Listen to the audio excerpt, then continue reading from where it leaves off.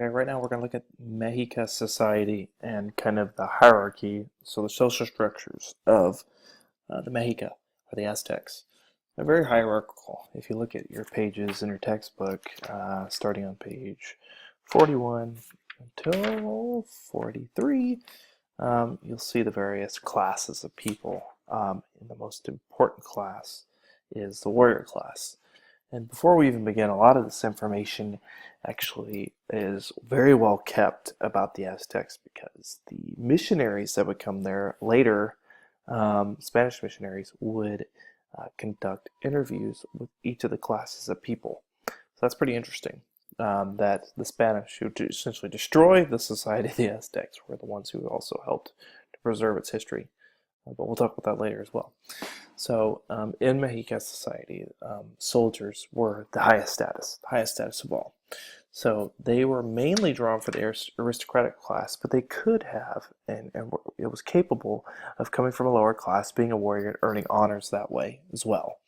And if you look at Mexica women, they were seen as essentially child bearers for warriors, which is not particularly good. It's a very patriarchal society, just like many of the other ones we looked at before. But we'll get to Mexica women in just a moment. But think about why they might need this warrior class to manage their society. We looked at it in the past lecture. You'll see that they're a tribute state. They have to go and conquer and make sure that people are submissive to them. In order to do that, you have to have a very powerful army. So they treated their warriors very, very well with land grants, sumptuary privileges, so privilege to consume certain types of food. In your textbook it says they ate the best foods: turkey, pheasant, duck, deer, boar, and rabbit. So stuff that was normally only relegated to the elite. They were the privileged class in this society. Then we move on to women in Mexica society. Again, we see this establishment of a patriarchal society, emphasis on childbearing, but children that are able to fight. And they couldn't inherit property. They were essentially held in high esteem if they bore healthy children. And that's essentially it, because this was a warrior society, and men were the warriors, so it was expected to bear strong men to fight and continue their tribute state. Priests in Mexica society were also held in high esteem for Aztec society. They were kind of the regulators of complex agricultural and ritual calendars. Not quite as complex as the calendar of the Mayans, but they also had a 360-day calendar with a shorter calendar for rituals. And it was important to keep a calendar because the calendar indicated when do we harvest, when do we plant. All very important. They also were the kind of purveyors of ritual functions, which we'll get to momentarily when we look at bloodletting and the religion of the Mexica and the Aztecs. Quite fascinating. They also advised rulers on omens. Probably could have used some advice when the Spanish arrived, although Montezuma himself was a priest. And we'll get to him in a minute.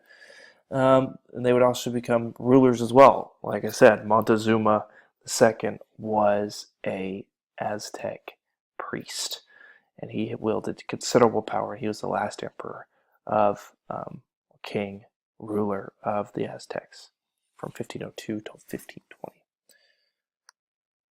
Now, the largest class, and just like any society, would be the cultivators and slaves in their society. They lived in communal groups centering around the Chinampa system. These were originally based on family ties. They made sure to manage land given to them by the aristocracy in society. They cultivated the aristocrats' lands. They also helped not only work the land, but they'd also help construct massive projects. I mean, if you look at a lot of the temples in Aztec society, they required considerable manpower and considerable organization. And the cultivators and slaves, especially slaves, were responsible for putting together these things. The slave class usually were children sold into slavery, and oftentimes they were people that were actually Mexica. They were not foreign or captured people, um, because they had debts they had to pay, and that was one way to pay a debt, was to sell a child, essentially. As disturbing as that sounds, that was one of the things that the society used in order to pay back debts.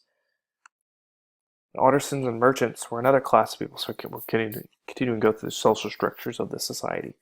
And the artisans and merchants, as you know, in Mesoamerica, in this region around Mexico City and towards the Gulf Coast, you have considerable access to tropical bird feathers. So um, people loved, I mean, if you look at the plumes on page 483, as well as 482 in your textbook, and even 485 in that manuscript, you'll see that feathery plumes were often featured on the clothing and headdresses of the people. So held in quite a high esteem. But problematic was only the elites were pretty much given access to a lot of these exotic products. They also used merchants because merchants had to get these goods from far off places outside of the Mexica Empire as kind of like spies and military intelligence. It's kind of interesting. They enjoyed some prestige in society, but they were also kind of the elites and the warrior class kind of felt suspicious of them because they were profiteers. They were just looking to make money, and they felt like they were being extorted by merchants. And oftentimes they would extort them. So, goes around comes around, I guess. Here's an example of some merchant wares that might be sold. Strange little goings on in the background. Carry on. Mexica religion, influenced by indigenous traditions from the Olmec period. Mexica religion was influenced by periods before them, all the way to the Olmec and even to Teotihuacan. In fact, you could see that there were a lot of the gods, the principal gods, such as Tezcatlipoca and Quetzalcoatl, were in the Mesoamerican pantheon well before the Aztecs. And both of these were patron deities, Tezcatlipoca being the giver and taker of life, so warriors liked him, and Quetzalcoatl had a reputation for supporting craftspeople and people involved in agriculture. They also participated in a ritual ball game that was used by the Mayans as well. And there's an example on this next slide that you'll get to see. It's quite an interesting ball game. You can find examples online. It's pretty crazy. And then the solar calendar, like I said earlier, 365 days, just like the calendar we have now. And a ritual calendar that lasted 260 days as well, but not quite as elaborate as what the Mayans had, for those of you like this stuff. So our next slide is an example of the Mesoamerican ball game. Interesting tidbit. You can see examples of it online. It's pretty interesting to watch. The Mexica Gods, we just talked about Quetzalcoatl and Tezcatlipoca. The third one was a patron of Mexica, and he was the god that demanded bloodletting and blood sacrifices. And here's an example of that. It's in your text on page 485 as well. So essentially, this god, according to their pantheon, the priests would preside over a killing of sacrificial humans. And this was considered essential to keep the world going and keep the god Huitzilopochtli happy.